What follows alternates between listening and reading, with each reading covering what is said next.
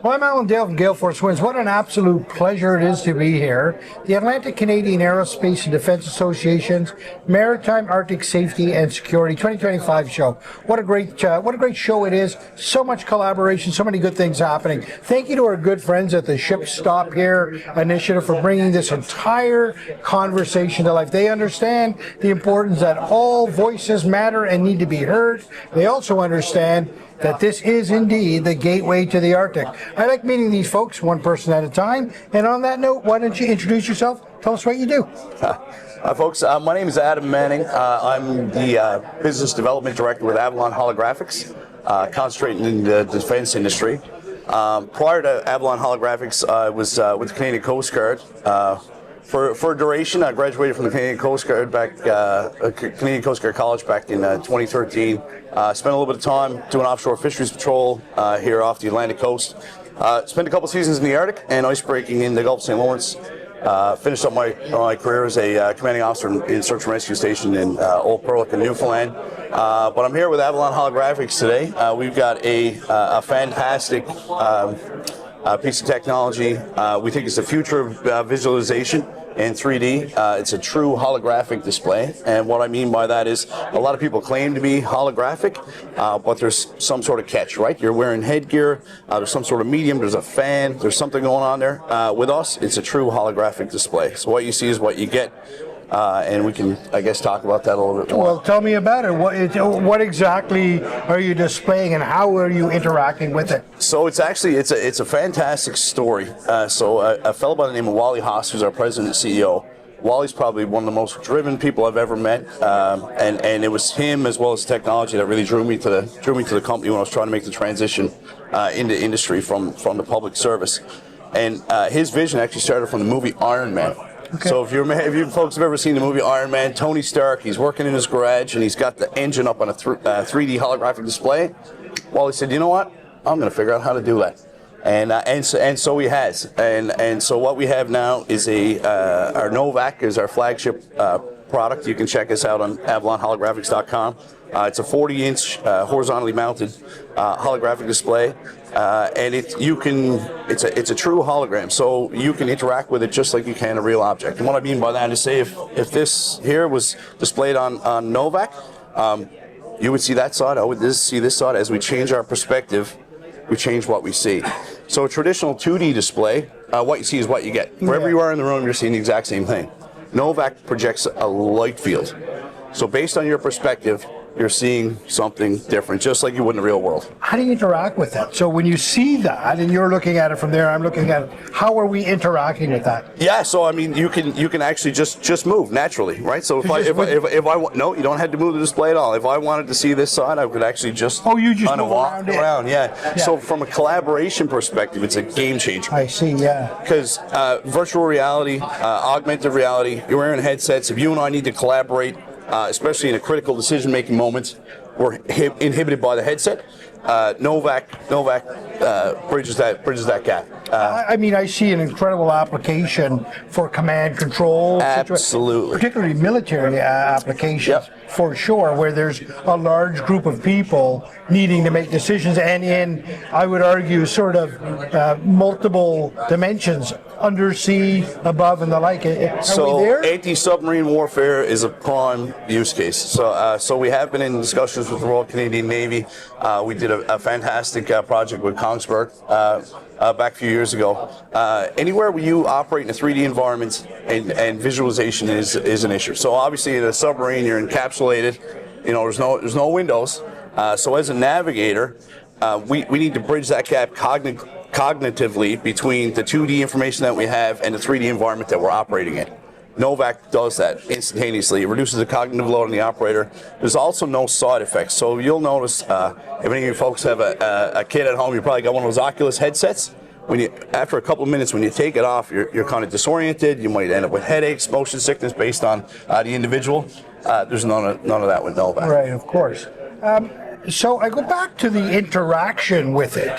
So if there's information on that, how do I pull more? Like if I want to know the range from one point to another, is there a way to manipulate the data? So we can pretty much render any sort of 3D data. We do have a couple of proprietary software programs that we have developed to produce the images on Novak. One is a program called High Ground, used in a combative urban scenario. The other one is it's a software that was developed for medical training and for surgery planning called Ray Slicer.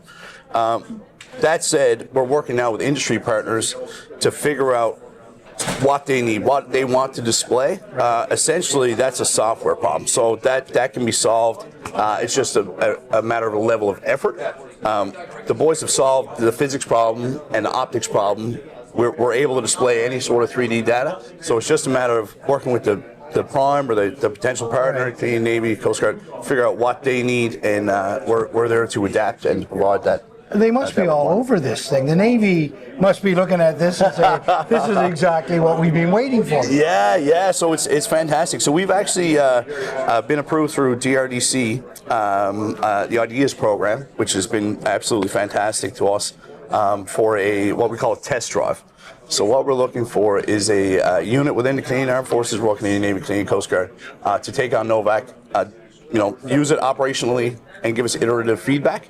But that program is fully funded. So right now we're actually soliciting units from the CAF to try to partner with us on that. Yeah. So did you do that trial for sure? Wow. I got to tell you, I mean, I've spent many a night in an ops room, and when I started in the ops room, we had these old things called ad-libs displays, which was basically like a table like this with 4 keyboards on either side, and we all looked at the data collectively. And it was actually, while as rudimentary as it was, actually, I started before that. I started on a plot table, but we moved into ad-libs.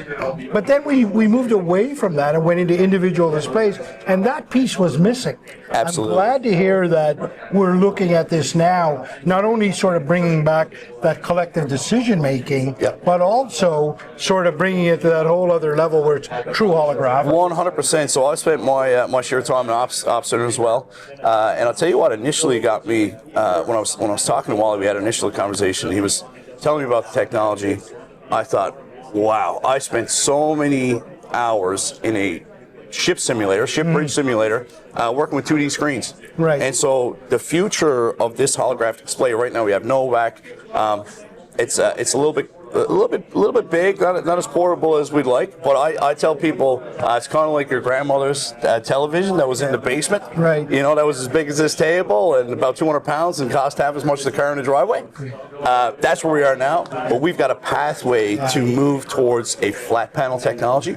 Once we get there in a few years, I mean, that is the ultimate. Then it can be scalable. Then we're talking holographic decks, holographic walls, and back to the ship simulator. Instead of looking at 2D screens, how about a 3D screen that mimics a window? Right. So, I mean, as I move around the bridge simulator, I get the feel of just being on a real bridge. So as I move forward, I see more of the foredeck. As I move back, I probably don't see as much. Right. And you interact with it just like you would a window in the real world.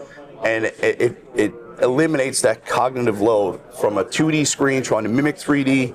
Your brain is doing the math on that. That takes a toll after a while, as you know.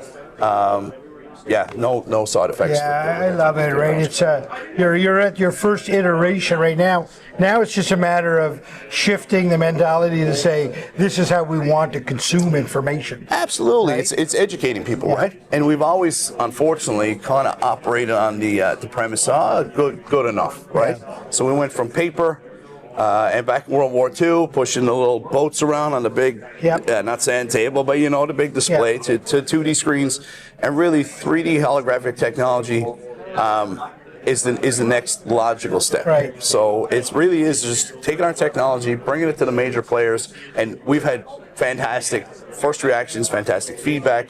We've been very, very fortunate to avail of ISID's ITB program, and we've done partnerships with RTX, Boeing, and Lockheed. They've been very, very kind to us and instrumental in our growth over the last 10 years. So we're actually a startup who's been around for 10 years. We have almost 100 employees, but we actually don't have a revenue stream. Right. So that speaks to... But you got some big players behind you. Absolutely. So that speaks to the level of interest from the prime defense contractors, from the forces that we're hopefully going to support soon in the defense industry, and that creates confidence with investors. So that's Well, I want to tell you, I didn't think that Star Trek would come to Mass, but here we are.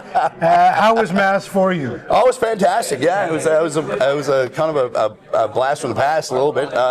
Saw lots of folks that I've sailed with, served with, and it's been fantastic. And I was amazed.